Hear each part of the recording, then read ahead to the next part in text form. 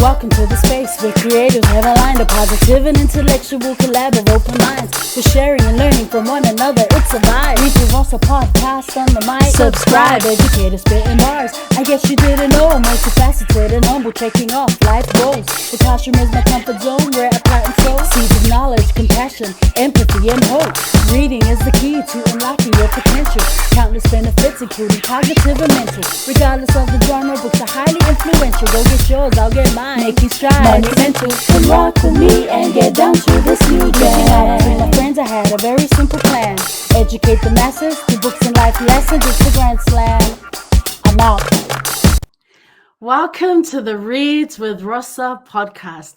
Today's guest is an Iranian-New Zealand writer, a filmmaker, and Fulbright scholar. She has made various award-winning short films and is a television director for South Pacific Pictures' long-running drama Shortland Street.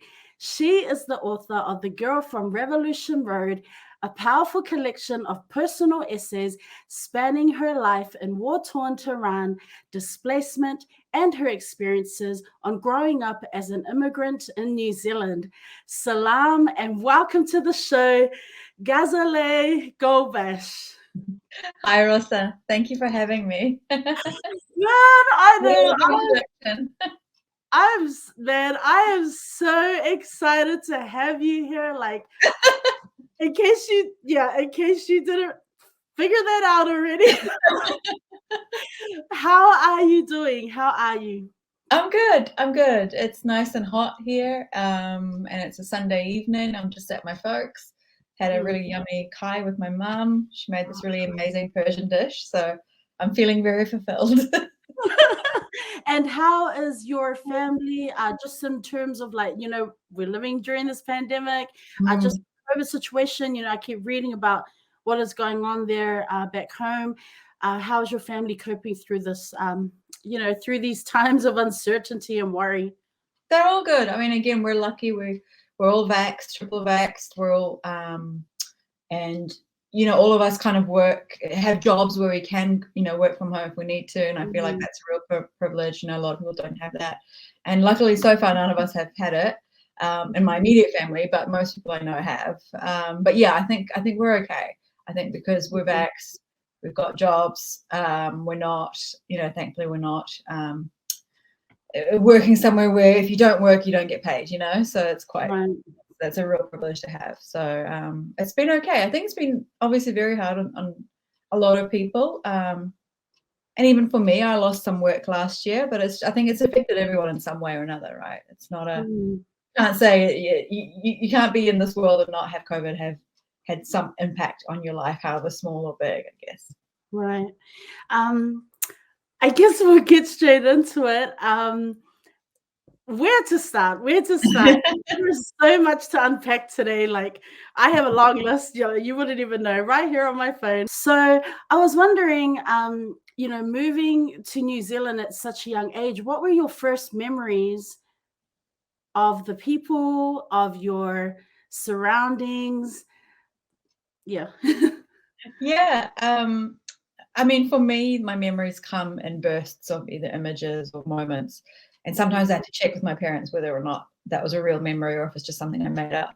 But in terms of just images, I remember, New Zealand houses all being one-story bungalows, whereas where I came from, it was all apartment blocks.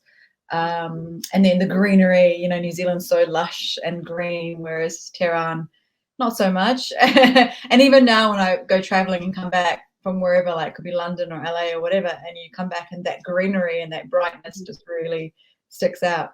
And then so we left in 87, and that was kind of nearing the end of the war with Iraq. And so Tehran was one of the cities that was continually bombed. And so it was kind of the norm to have sandbags at your school. And I remember coming here and thinking, why don't they have sandbags? It's really weird. Like, how come? Like, to me, it was just the norm, a normal thing to have. And I just remember that because obviously when I got older, I was like, oh, that's kind of a weird thought to have. The normality is not to have sandbags. So little things like that. And that's kind of what I remember. And then not knowing the language. And in my book, I kind of cover that quite a bit about this the challenges of trying to learn the language, make friends, deal with teachers who couldn't understand how to deal with kids who don't speak the language. Yeah, so I think those were the initial things I remember. Yeah. You know, this is the book she's talking about, everyone. This is the book.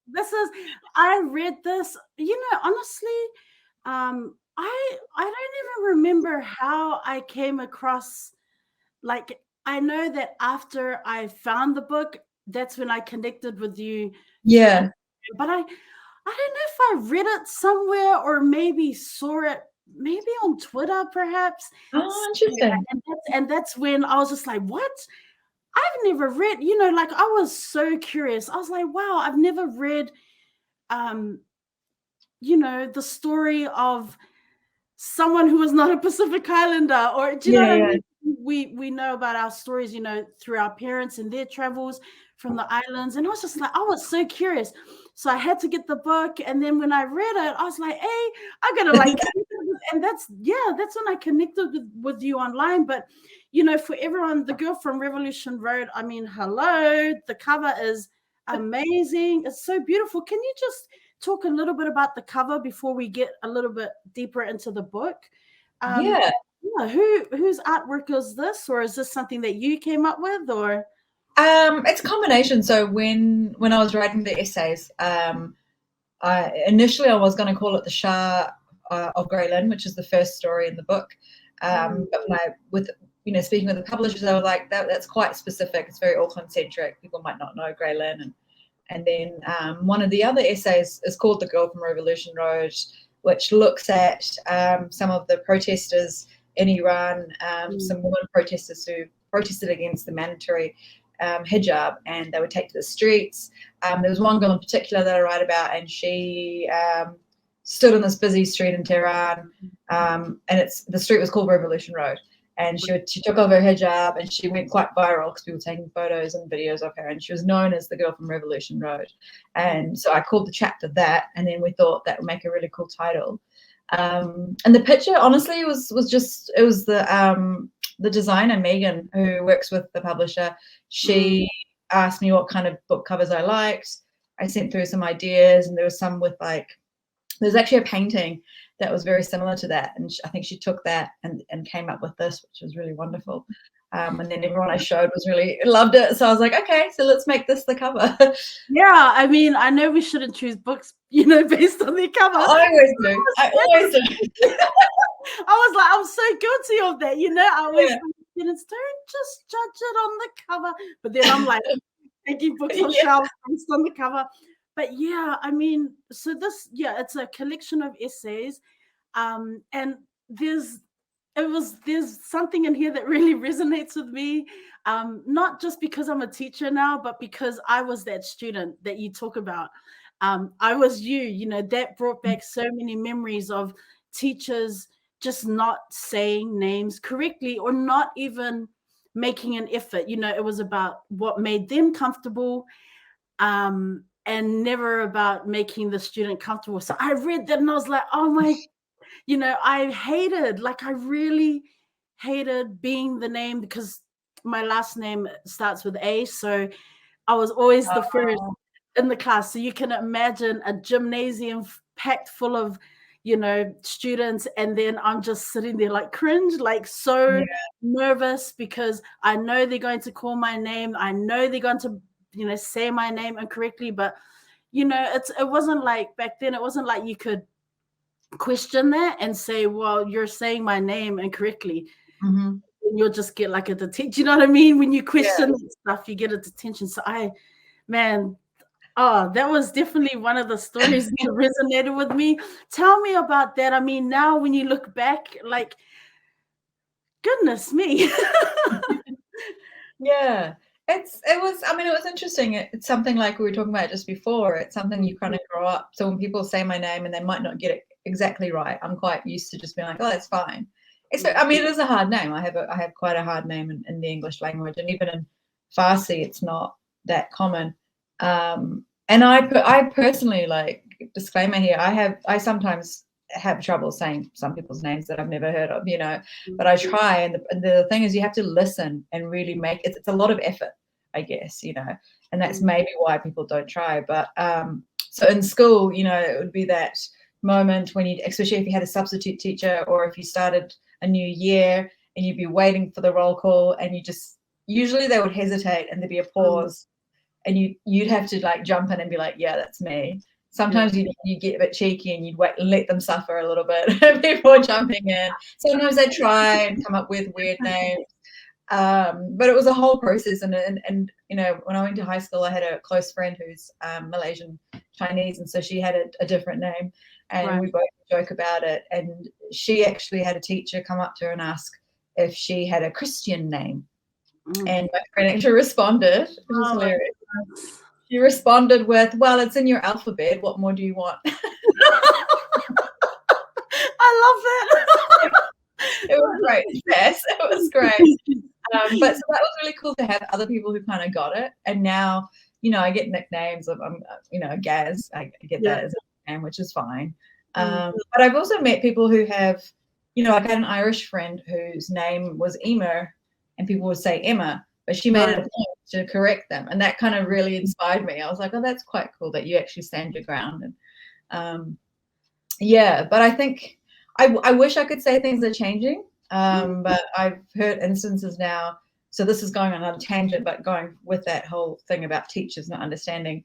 So in one of the stories in my book, I talk about how I got taken to ESL class, English as a second language class, when I hit high school. And by that point, I was very fluent. But it was to do with my name. They saw my name on the roll, and they just immediately came and took me from the class. And as we were walking to the class, the teacher asked me something, and I replied, and she goes, oh, you do speak English? I was like, yeah. She goes, oh, we just saw your name. We assumed you didn't, so we were taken to ESL class. And then my friend, the same friend, the Malaysian friend, got taken to the same thing. Another friend in a different school went to ESL class. She stayed for like a month because she found it really easy. But when this book came out, I had a person I know, and she's Iranian, but a lot younger than me. So I would say at least a decade younger. Right. And her sister actually had some issues at school, to the point where the teacher locked her in the classroom as punishment because she didn't understand the language. I had another friend whose son has just started school, and she's got a Korean background but grew up here, and her husband is Pakeha, New Zealander. And they put him in ESL class immediately. And the teacher's reasoning was because your mother was not born in New Zealand. Like that. And so this is ridiculous. So she wrote an email to the principal and made a bit but the fact that this is still happening, and it's not surprising, but it's frustrating that, I joke about it from, 20 years ago, but the fact that the incidents like that are still happening. So names are important. I guess that's my absolutely. Names I always say, when I talk, when we're having faculty meetings, I just say, names are a part of our history. It's a part of our genealogy. It's a part of it's one layer of identity that our students bring to the classroom. So when you're disregarding or even putting in effort or just acknowledging the importance of a student's name, you're basically saying, well, I'm going to accept these certain layers of who you are and what you bring to the classroom, but I think I'm going to say your name however I want to say it. So it's just, I read your stories about, when you wrote about having to look a certain way, having to sound a certain way. And it's sadly, I can think of instances even now where I work, and it's just, when people say, oh, you speak really good English. Oh, that's great pronunciation. And it's like, because, we're really programmed to respond to that real, societal norm says you should sound like this. You should speak in this way. You should look like this, or this is at least what is expected. And it is sad, yes, names are important, but also, acceptance of just the different layers that students bring with them. to the classroom, and we need to do better. Like, I mean, I'm speaking as an educator, I honestly, man, I'm sure people at work just sick of me talk about all the time. I'm like, you know, because, and you know, like you said with your Irish friend, and I want the same. Like, if I'm saying someone else's name wrong, I want them to correct me. Yeah, and, me too. You know, it's just the respectful thing to do, right? It's exactly, yeah. And it's just practice. Once you practice it, you know it. You know, my friends can say my full name now. It's not, and again, it's in the language, it's in the alphabet. It's just practice, and it's a sign of respect, like you're saying. Yeah. Yeah. You know, in terms of identity and really trying to figure out who you were, you know, you arrive in New Zealand, and then you're at school, then you're in high school, and how difficult was it for you to balance home life, you know, in terms of cultural norms and that, you know, language, and then being at school, which, you know, totally different. You know, how were you able to, was that difficult to process? Did you find yourself at times kind of like, oh, I'm going to be more the person I am at school and less at home, or I need to hold on to this at home. Oh, but at school, it's so different. Yeah, absolutely. Yeah. It's such a common thing with immigrant children, I think. And you know, there are loads of academic articles about this, you know, the notion of the different cultures or third cultures, or the navigating the space. I quite like it. It's very academic, a little bit snobby, but I love that it's this idea of navigating these spaces between two cultures, but also, yeah, between your home, which represents your first culture, your parents, your ancestors, and then your second space, which is they call it the host land or the new place, with you know, which you learn through school. And as immigrant children, I feel like pretty much everyone I know who was an immigrant child, you're constantly navigating or trying to go between the two. Sometimes you're more in this one than you are in this one, especially when you're younger. I feel like because you want to be like everyone else, anything that sets you apart is a cause for concern. So, you know, if you look different, if your parents have accents, which, by the way, I read somewhere a beautiful quote about accents. Accents are just people speaking in a different way to you. Yes. And I thought that was a beautiful way to put it. Or like your name or something. And when you're a kid, you're so desperate to be like everyone else. And for me, everyone else was, you know, a white Pakeha kid with, you know, a Christian name. And so when I was younger, I hated the Iranian side. But then when I became a teenager, and, you know, when you're a teenager, this individualism comes in, and also finding friends that were a bit more like me, getting into the arts where it's cool to be different.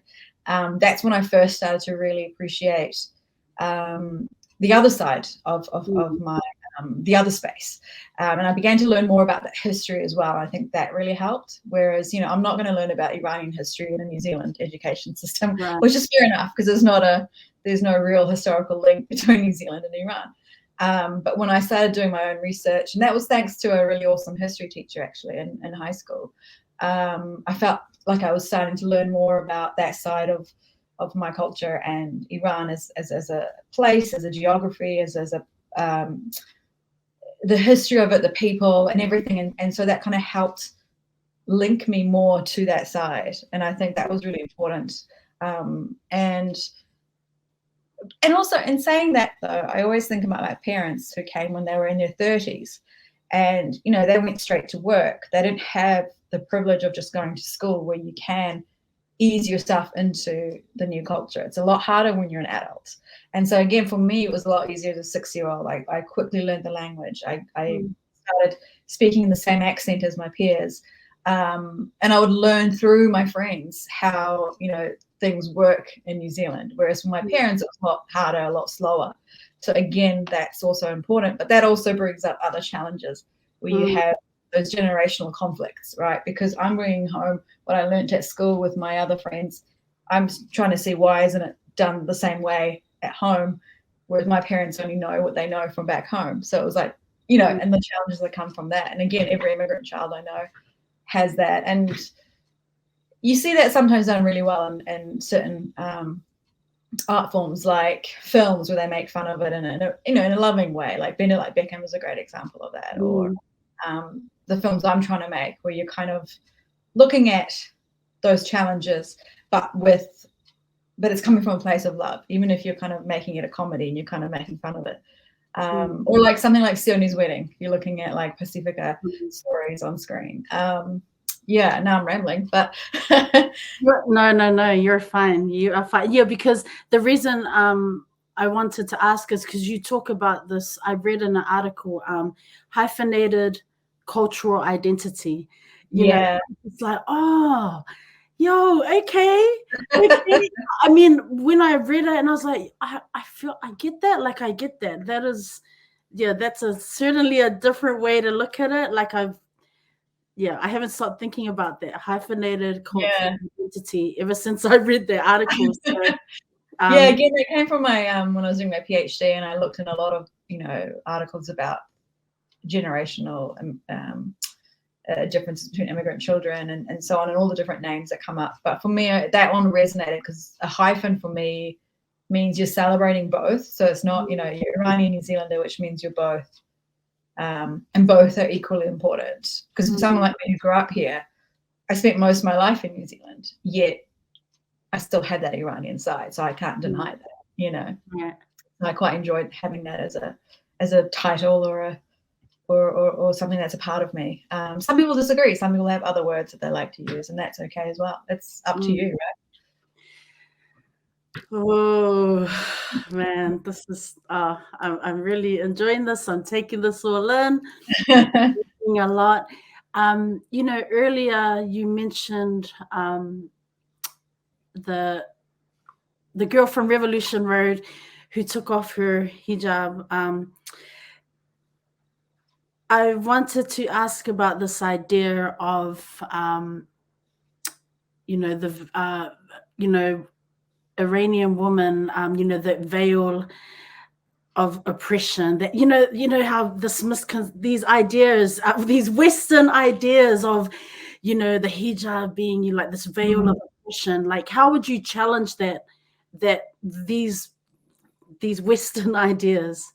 Yeah, I mean, the whole thing is very complex, and if you look at I guess the veil becomes this weird visual motif about the Middle East, because it's so visual, it's so immediate. You see it immediately. You have some assumptions about it, and unfortunately, it's become this kind of logo. I remember reading that in some article. It's become a logo for the Middle East, but it's so complex. Like even the different types of veils that they wear across the Middle East.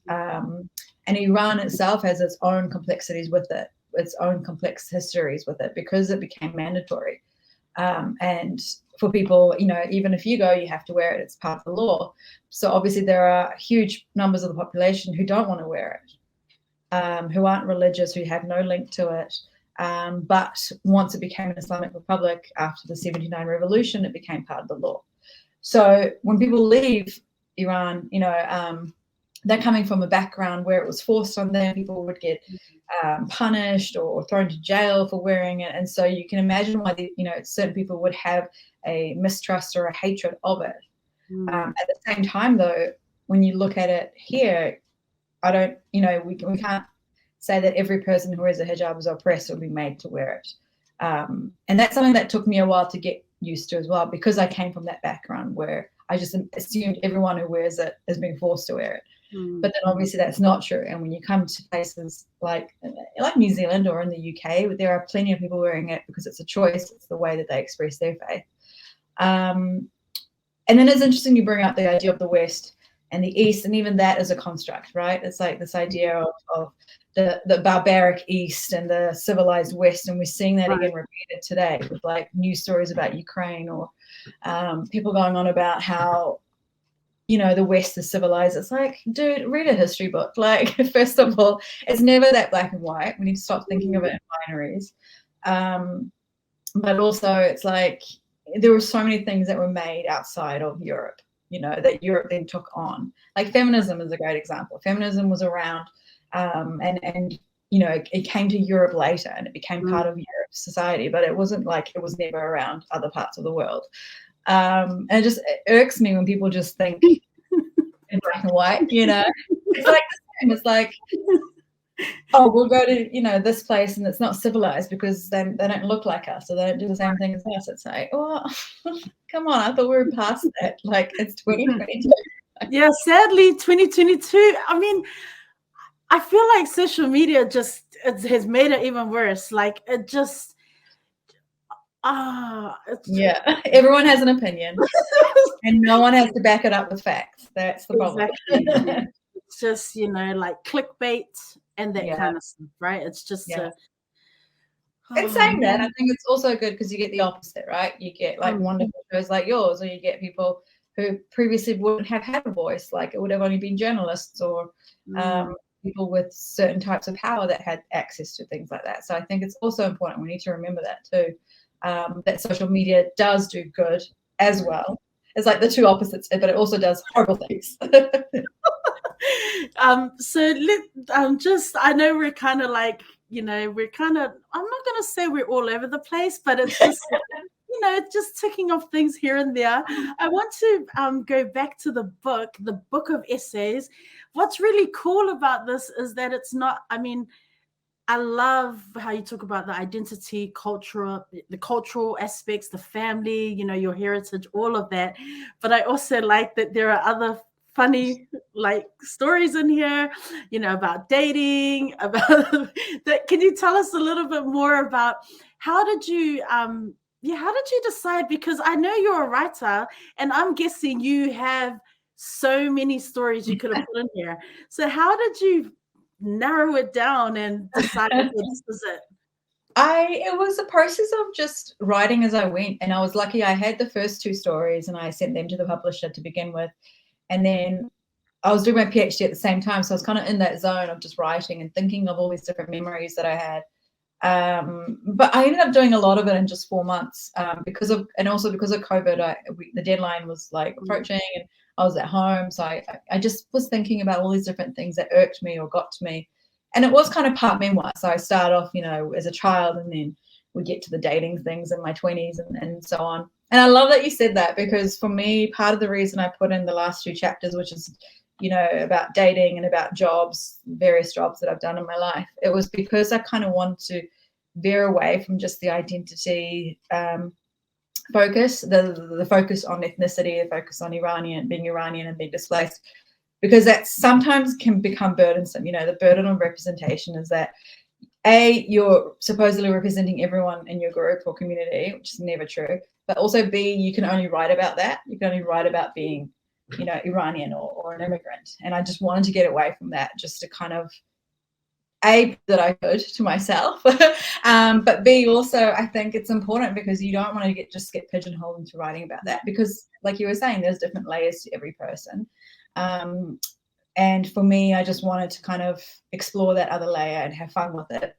And I'm glad it resonated with people. So that's great. Yeah, I mean, it's just, I love it. I mean, why I've had to mention that is because, like you said, you're not just, like, it's so easy to box people in and be like, this is who they are. But like I keep saying, man, we all have so many layers to our identity. And it shows another side of you as a writer. It's humorous, it's funny. Right. Like, I was like, this is, because when I started, I was like, this is a bit intense. But then it's not serious, yeah. No, but then as it went on, I was like, hey, okay, that was totally unexpected.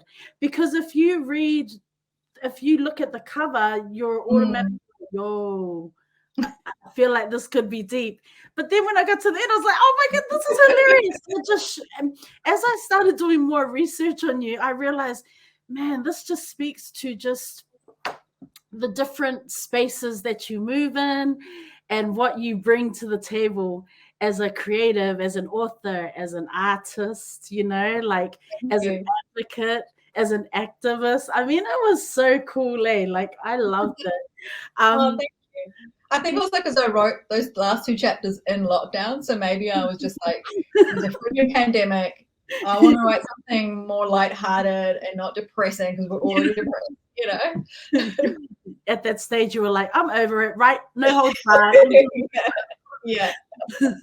You know, you went back with your family. You went back to Iran when you were 13, I think.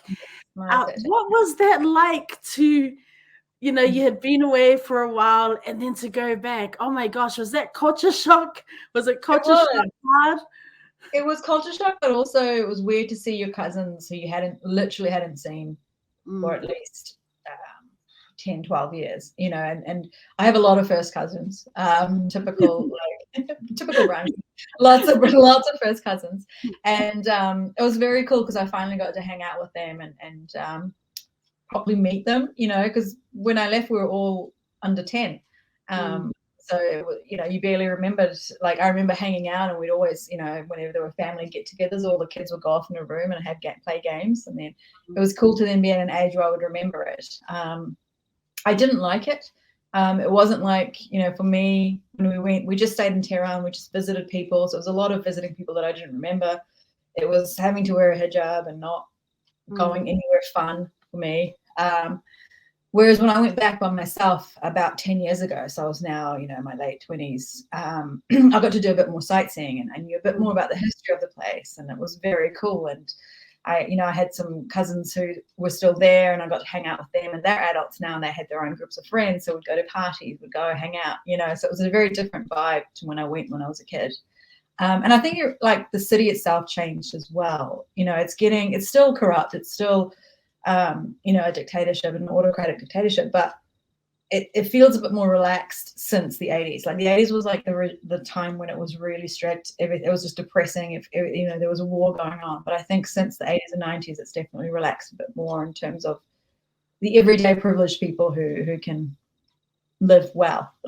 I got to emphasize that because, again, like any other big city, there are, you know, different classes of people, and I was lucky that my cousins are all pretty much middle to upper class, so hanging out with them was a joy, and it was a very different experience to, I'm sure, what it would be like if it was a different group. Yeah. You know, Homeland, when you think, I asked this question because it's something that, you know, as being Samoan, I think I often, you know, growing up in the diaspora, and I was wondering what it's like for you, because this idea of a homeland, you know, you'll see on social media there's always a lot of beef. That sounds crazy. Like a lot of back and forth between those who live in the homeland, you know, grew up there, and then those, I feel like they're just like always looking down on those of us that live in the diaspora. Yeah. But yet, you know, growing up in New Zealand and Auckland, you know, the church was our village. You know, we grew up learning the language at home. That was my first language. We only spoke English at school. You know, we grew up with the culture, all those cultural practices and church stuff that was just embedded and taught to us like hard, you know, by our parents. And so there's always this kind of back and forth between what is our, you know, where we belong in terms of the homeland, because when we're there, we're kind of like, we're never good enough, I guess is what I'm saying. And I was wondering, when you think about your homeland, you know, we have Aotearoa, but then also back home, you know, in your motherland, like how do you look at that in terms of the motherland, and where do you place yourself, I guess? Are you a bit of both? Are you, because you, like you've said, you grew up more, most of your life has been in Aotearoa. Your thoughts on that? Well, it's a great question, and it's a topic that I've been looking at personally, but also in my work since I began. And the reason I went back to Iran that time was I was doing my master's in documentary, and I thought I'd just take a little camera with me and go back. And it was this idea of going back to your homeland and what it would be like. And, you know, I filmed myself. It was very, you know, self-absorbed, the whole thing, because it was all about me. But the idea was, would I feel like it's my homeland? Would I have this like epiphany when I got there? And I didn't.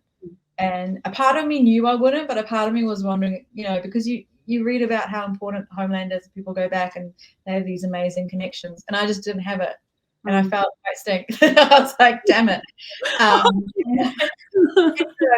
growing up here, you're different. You get treated like you're different. You're aware of that. But it was funny to also be different back there. Like you're saying, I'm a child of the diaspora. I'm not a child of Iran.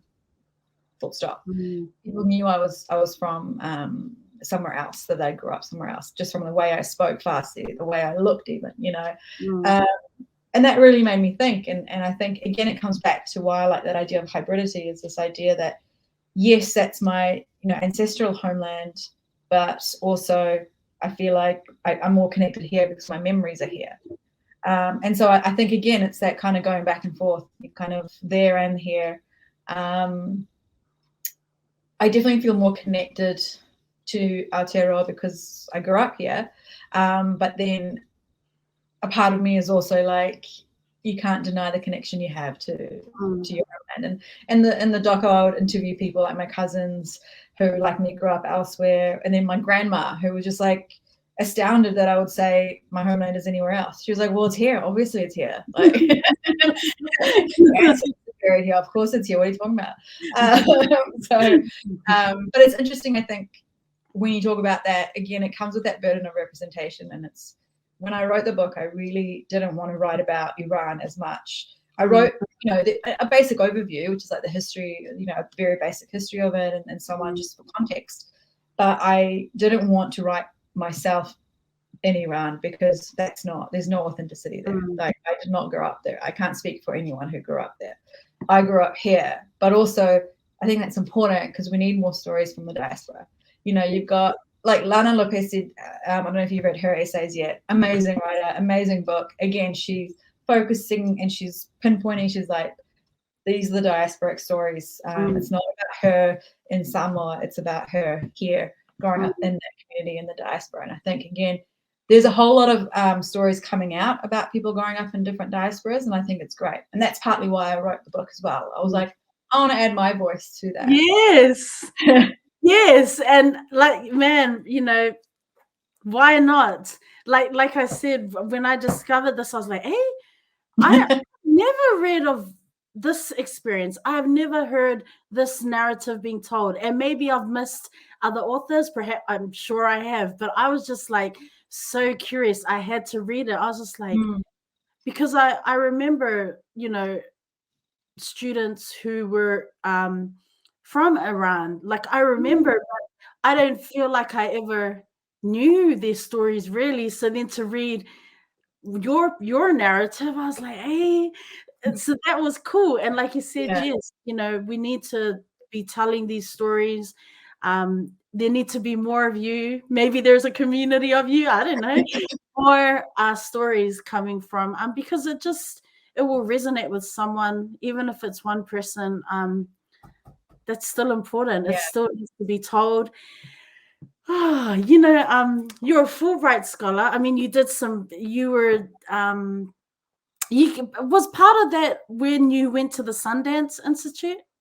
Yes. So I was in I got the Fulbright in 2011, and I went to LA in 2012 to start a master's in film at the University of Southern California.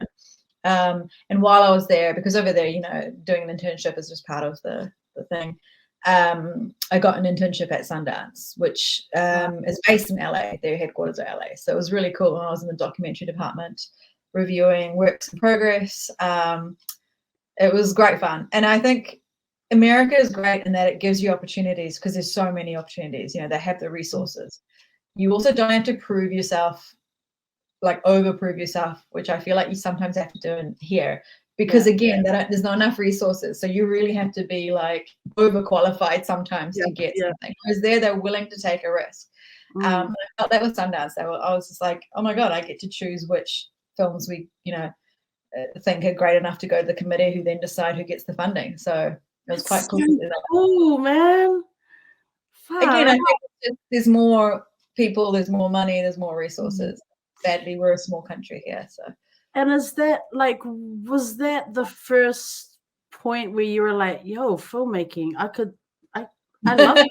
Or was it before that? Do you know what I mean? Like at what point? Before that, yeah, it was definitely before that. I think for me, I'd always wanted to be in film. To begin with, it was acting, and I kind of faffed around with that a bit in my 20s. And then I think when I was kind of disappointed with, you just didn't have so much control over your work as an actor. You're literally waiting for someone to give you a role or so forth. And at that time, things have changed a lot, thankfully. But at that time, it was very hard to get anything as a woman of color, particularly in Aotearoa. There was just no work. There was no big productions coming here, And so I was just like, maybe I'll write my own work. And that's kind of what started me on that track. And did the MA, started in doco, and I was like, actually, I quite like, directing. It's terrifying, but I think I need to do it again because there's not enough women of color directing. I'm still terrified of directing, even though I'm doing a lot more of it now. But part of the drive is because I'm like, I need to do this for my sisters. I need to. That's amazing. No, but it's that the fear is driving me. I love that. I mean, wow. Like, so on that, I wanted to you are moving in spaces like when we think about film and TV industry. I mean, I don't know much about it, just from what I've read, but these spaces traditionally, I guess, like according to what I've read, they're dominated by like men and like white men. And I was wondering about what your experiences have been like. I know that I know you're like, I love your advocacy for women, for the sisterhood, and all that, representation and voices, amplifying, women, in that space. But what have your experiences generally been like? Is it changing? Is there space for more movement in terms of hierarchy and a voice at the table? Or I don't know. I think you're pretty much saying it. I think it's definitely changed drastically in the last 10 years, to the point where people are now like, oh my God, like the word diverse has become a punching joke. And I'm like, I get it, but I'm also like, you do not remember what it was like before. It was atrocious. It was very, you watch anything from the 90s, for example, and it's very much this the specific demographic, but also the people making it. And I think we're definitely changing. We're not, we still got a long way to go because the gatekeepers at the top are still that demographic. Those people need to change, like the people on the boards, the people on the board of the film commission, the people making the choices of who gets funding in like New Zealand On Air, or I'm pinpointing those and those guys are, doing a lot in order to help facilitate this change. But I think that's where we need to see representation as well, not just on front of the screen or even behind it, which is great as well. But I think, the board members, the CEOs, that kind of deal, I think that's still pretty much in the past, and that's something that needs to change. And I think it's great that people are now wanting more authenticity. We've all grown up watching films where you see your culture reflected back to you as this ridiculous fiction that has no relevance in reality. Like I remember watching some film and it was meant to be a bunch of Iranians talking, but they weren't even talking Farsi. It was like gibberish. And you're just like, what's happening? Yes, and people, writing, people creating films about themselves, about their communities, which comes from an authentic place. And that's, I think, been happening, and that's really cool to see. I also think the younger generation, I'm making myself sound old, but the younger generation, like the people who are like 10 or so years younger than me, are really not just fighting for that, but they're standing strong. Like they won't take shit. And I think that's awesome. Whereas I think we just didn't have the strength in numbers to kind of fight that as much as they are. I feel like they're just like, no, I'm not doing this role because it's not, it's a cliche or it's a stereotype or I hate how you portrayed this person and that's not real. And I love that. So I'm hopeful. I'm hopeful for the future. I'm hoping it's not just a window that will be shut anytime soon. I hope it's actual change. So hopefully, yeah. That takes us right to my next question. Can you tell us a little bit about This Is Us, which is a short docu-series that you, can you tell us about that? It's such a powerful, very powerful series. Thank you. Yeah, it was so RNZ put out a RFP, which is a request for proposals from filmmakers who wanted to create something around the commemorations of the mosque attacks a year later. So the Christchurch mosque attacks in 2019, and in 2020 they wanted to release a series of projects that commemorated the Muslim community in particular. So we, me being myself and my PhD supervisor, who's also a filmmaker, Shuchi Pathari, who's an amazing woman, we came up with this idea of doing a series of digital stories, 3 minutes long, where we look at a different person from the Muslim community, but they're basically talking about something they love doing, something simple. So it's nothing to do with the attacks, it's nothing to do even necessarily with being Muslim. It was just a way to kind of, a real simple way of kind of showing people as people. You know, we had a group, a family who loved to cook. We had a family who loved to go on hikes. We had a woman who's an advocate and she's learning Te Reo Māori. Another girl who's writing a book about her family who came here in the 19th century. You know, and it was all about just simple things like that. And we got them to write the narration. So I helped a little bit with that, but they, you know, so it's from them, it's their voice. We just put it together, and we would film it and we put it together. And it was quite beautifully done. We had an all-woman crew, which was awesome, mainly POC, which was really cool. And even the community helped us. Like, we got to film in the mosque, and the men's section in the mosque. There's a bunch of women with our hijabs filming in the mosque, which was great. Wow. And it was lovely. It was one of the best teams I've ever worked with. And the reception to it was great.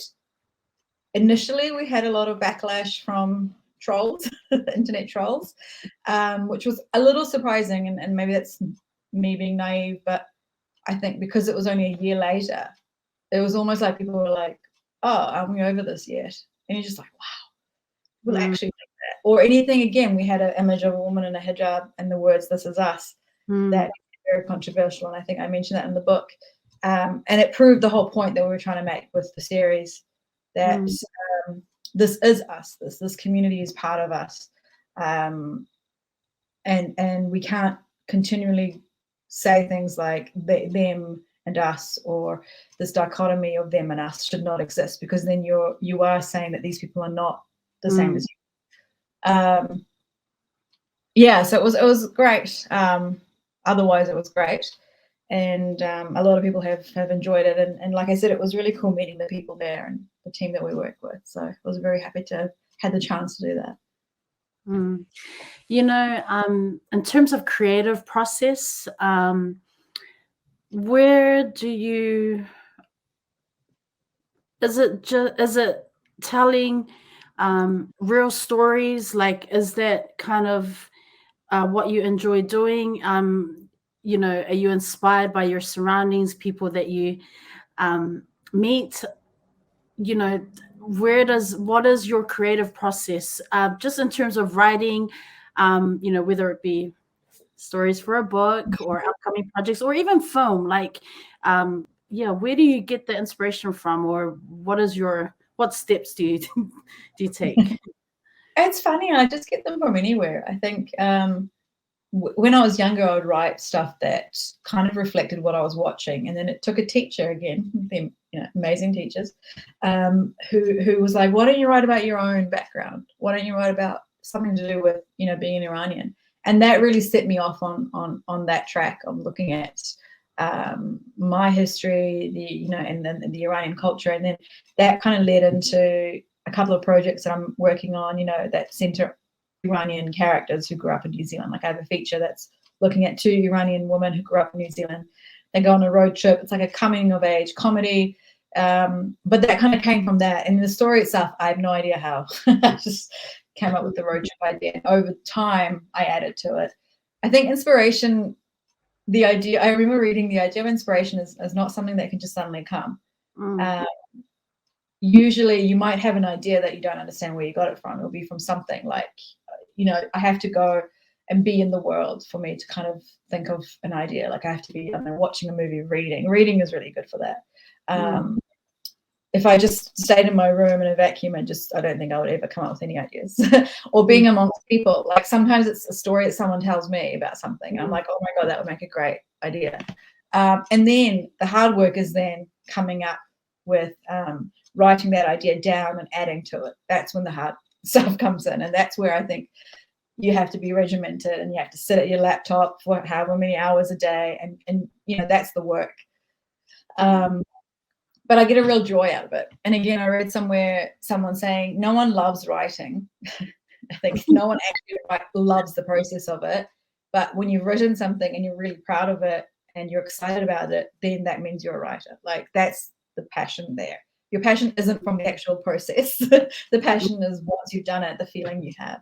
And I think that's where I fit. Because nothing's worse than looking at a blank page, right? We all know that. What's something valuable that your parents have taught you? Like, or, when you were growing up, what was that one thing that they always reminded you? I think my parents were very supportive of being ambitious. And I mean that in a good way, like not ambitious in a crazy way, but they were always like, you're better than you think you are. You can strive for the best. Yeah, go do your PhD, of course. Why wouldn't you? There was no element of no, this isn't you, or you can't do this. Like, yes, there was obviously like worries, especially when I wanted to be an actor, but that's quite, that's a normal reaction, I think. And maybe that comes again from the immigrant background of coming to a place where you're literally starting anew. And therefore, in some ways, a lot of possibilities are also there. And I think that's what they kind of gave me. And my dad in particular, because he had 2 daughters, he taught me a lot of things that I think most dads would not teach their daughters, like about cars, and he's an engineer, like all bless them, because it just goes one ear out the other, because I just don't know how any of that works. But and just learning how to be independent. I think that's the other important one, is learning how to be independent as a person without relying too much on other people. Learning how to like fix your, change a tire or make a really good dinner, so all the important things. I think that's something important they passed on. So, this is a question that I ask all the guests, this idea of self-care, because it's so easy to get caught up in being busy and doing things for others. But what do you do to take time out and kind of disconnect and kind of treat yourself and take care of you? Yeah, that's a good question. For me, I've been learning a lot about that kind of stuff. And I love the idea that being productive is not necessarily the most important thing in the world. That's something that, a capitalist society has been telling us, and it's been ingrained in our minds. I don't think we always have to be productive. That's number one. And I think taking time for yourself is important. I need it. I know I always need it, because I tend to then recoup. If I'm going, I burn out, and nothing good comes out of a burnout. I'm very good at taking time off, mainly because I'm a freelancer, so I work weird hours, and I might go hard out for 4 weeks and then take a month off. And I quite enjoy that. There's a part of me that's always done that, and I think I'm just used to it, but I also enjoy that more than just, Monday to Friday nonstop. I just don't think I'm that kind of personality. But that also means I have to make up my own time and schedule. But I always schedule in some me time. And turning, especially because you're always full of, you've always got something in your mind, and if you're someone who has different projects, you feel like you can't shut off. So I always find things to shut off. Like I'll watch something, like I call it fluff TV. It's TV that I've watched before, like a sitcom, where you don't have to think. It's not depressing. And saying that, I do also want to say something that I learned over time with therapy, and that when you do feel down, you should always sit with it. Allow yourself to be sad about it, allow yourself to be, depressed or whatever, because if you don't, you're kind of repressing that. And I think sitting with it, acknowledging it is important, because normally you feel, and normally if it's just an everyday thing, you will feel better in the long run. You'll kind of move on. And that's, I think, linked to mindfulness, which I won't go into, but mindfulness I find super fascinating. It's hard as, but I'm trying to learn to bring that more into my life. So maybe that's something I need to focus on this year. I needed to hear that. I mean, it's just some timely reminders. So thank you. Yeah. Thank you so much. You have no idea. Last year you were part of the Auckland Writers Festival. It was a sold out session for you. What was that experience like? It's terrifying. Wow. Not terrifying. The first ever Writers Festival I did was in Christchurch, and that was quite terrifying because it was the first one, but it was also with another person. So I felt like, I let them take charge because I was just so nervous. And then the second time I did one in Wellington at Verb with writer and poet Mohammed Hassan, who I know. So it was kind of nice. It was like us. It was like having this nice conversation that just felt really good. And because of that, I got invited to the Auckland Writers Fest. So the gala was, I think, more scary because you had people like Witty and like, people like amazing people there, and I'm there with them, and we, I did a little speech, but it went well. And then my session was with Dan Salmon, and it was sold out. My mum and my sister came and a couple of my friends, so it was quite cool to see them there. It's been interesting because Writers' Festivals definitely have a very specific demographic, and it tends to be seniors, Pākehā seniors, which is great. They're my audience, but and I think it's because they read more maybe and they have more time to go to Writers' Festivals. I don't know. It'd be great to get more different groups coming through. But like I went to a Hawke's Bay Festival, and it was great. We were in this little heritage house, and it was just like 50 seniors and me talking about this. And I found it interesting because I just never thought it would resonate for people outside my own kind of group. And so it's been quite cool to see how people of a totally different generation, totally different background, enjoy the book. And in some ways it resonated with them as well. So that was amazing. That's awesome. If someone read a book about you, what do you think they would call that book? Ooh. I always joke, I love this joke about, I can't remember what TV show it was on, and he was like, I'm going to write an autobiography and I'm going to call it Ghazaleh, I Hardly Knew Me. That could work. It's so dumb. I love it. I don't want anyone to write a book about me. At least not like non-fiction. They can write a fiction. That's fine. Do you want to write, other genres, or you kind of, is that something that you're exploring? Like, I don't know. Yeah, absolutely. That's exactly what I'm doing right now. I'm trying to think of, I've got this idea that I'm kind of playing with for a novel, which is my next, I know everyone wants to write a novel, but I'm like, you got to do it, right? You got to do it. So that's my next project. I can't tell you anything about what it is because I'm still not sure, but it's, it's bits and pieces. I'm like, how do I make this to a cohesive thing? What is this? At the moment I've got some ingredients. That's kind of it.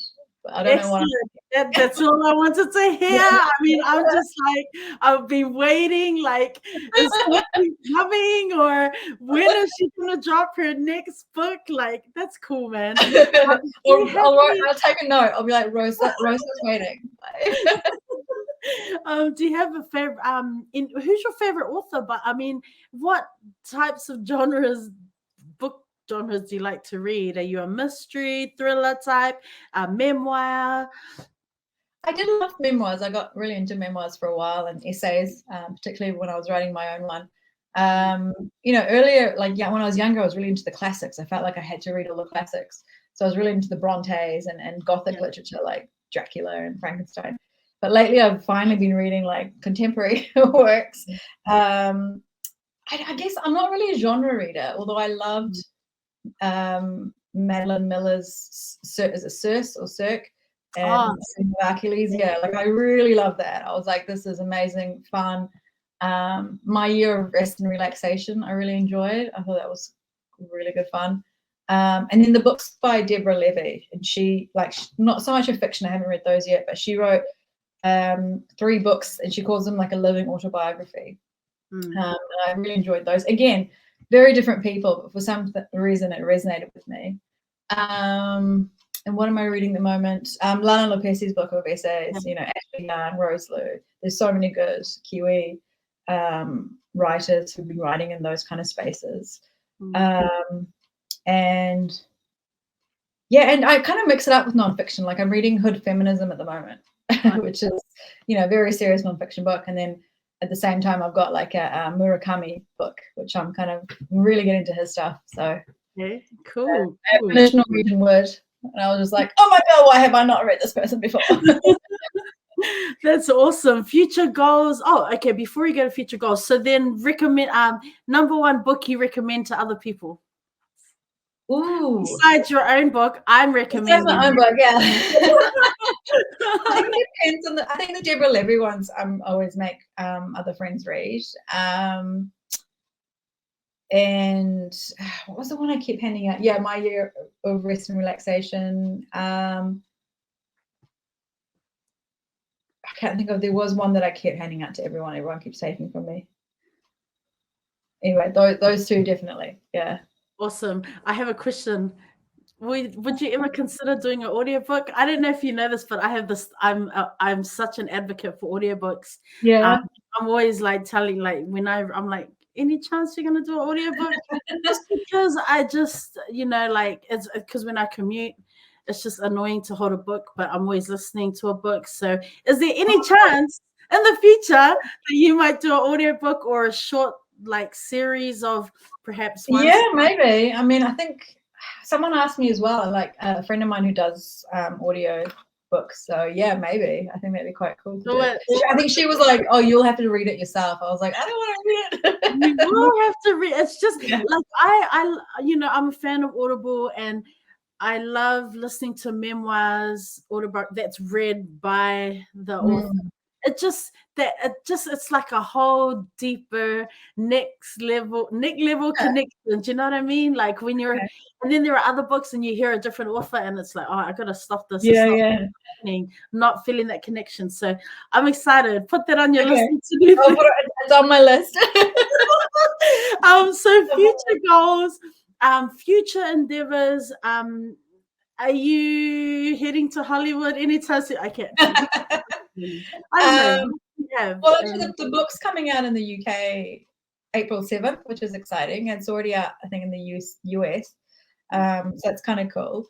And like I said, I'm hoping to start another one, but I think that's very much a work in progress. Mainly because I've got a lot of film and TV stuff coming up. So with Shorty and then my own feature film, and we just wrapped on an anthology film where it was 11 different Pan-Asian women, and we each did 8 stories, and it's all part of the idea of home, and it's called Kainga, which is home in Māori.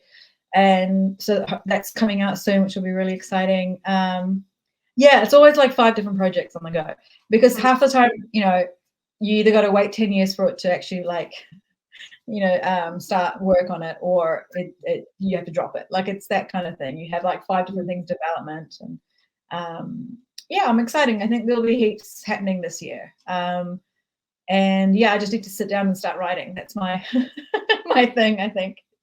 That is so cool. I have to ask, because I know that there are people who follow this who are fans of Shortland Street. And I mean, sadly, I haven't watched it in so long. So I'm not gonna lie and say I'm a huge fan, because I'm asking for these other people. That's okay. What's it like? It's very fun. It's a lot of work. It's a lot of work. It's the fastest turnaround TV, I think, in the Southern Hemisphere. That's what I've heard, and I would believe it, because it's crazy. It's crazy the number of scenes you do, the number of episodes you do. It's a machine. There's a whole process. Everyone works, you know, really hard and tirelessly to bring these stories to the screen, but it's just, there's a lot there. But it's also a great place to work, particularly if you're new. I feel like it's like almost a training ground for a lot of people as well. Like for myself, you know, starting directing there, I went from acting on it to then directing it, because I knew they were looking for directors. And now I feel so much more, I feel like I've really honed my skills and that, and learning so much as we go along. And and that experience is just so good. You can't just, learn that at school. Like, that's something that you need to be doing. And everyone's great fun, and it's quite cool to see, sometimes the fans, you see people are so into it. You're like, I love it. I love it. When I'm home, when we have summer break and I go home, so it's winter there, and my family, like my parents, I mean, they watch it like religiously. Oh, really? And I'm so confused because I haven't watched it in such a long time. And they're like, oh, and then this, and they're like telling me, updating me like months and months. And I'm just like, Yeah. I still can't even remember what you told me about last year. Like, they just love it, and I'm just like, I'm so out of the loop. Yeah. It's great. It's going to great places. Like, their whole thing has been to diversify the people on screen and behind the screen, not just with ethnicity, but in terms of gender and sexuality. Like, they're really kind of making sure that the people who are telling the stories and making the stories are trying to represent as much of Aotearoa as they can, which is great, because not every place is doing that. And I think that's why I'm quite proud to be a part of that. That's so cool. Yeah. Before we wrap up the podcast, I mean, I feel like we could talk for hours and hours. I need to bring out a bottle of wine. We can sit here. Cheese and crackers. Oh, Ghazaleh, I will be smiling all week. This has been an amazing experience. Like, it has been such an honor to have you on the podcast. I know we've been trying to make this happen, and I appreciate it. Everyone that comes on the show is super busy. So just the fact that you're like, here, I'm giving up an hour or a bit of my time, like, that means so much to me. And man, it's such an honor. I really just wanted to wish you all the best. Thank you. For the rest of this year. We're still only in April. Just with future projects, and buy this book, fam. It's on ebook. Buy this book. You will not regret it. You will not be disappointed. I'll put this on blast. But thank you. Yeah, you've been such a good support. Of course. Awesome support. Just everything that's happening this year, whatever that is. As you've mentioned, some projects. You've got the book still in the works. Yeah, just wishing you all the best, and just go hard. Just keep being an advocate, and keep amplifying, BIPOC voices, people of color, women. I love your work, and yeah, I'm such a fan. And you too. And you too. I can't wait to see who else you bring on the show. It's awesome. It's amazing what you're doing. Yay, thank you. And I guess just before we go, just want to hand it to you, just to share some final words of encouragement, just for our listeners and viewers, inspire us. I guess I'm going to say something I always told my students when they'd be like, oh, I want to pass this class. I'm like, just do the work. You want to get a B, you want to get a C, do the work. That's all it is. And that's half the battle, is just doing the work if you can, do the work, find people who support you, and you're never too old. Like, you're not as old as you think you are. That's what I always say. Every time I was like turning 30, I was like, oh my God, my life is over. No. You're never as old as you think to do what you want to do. So that's my words of encouragement.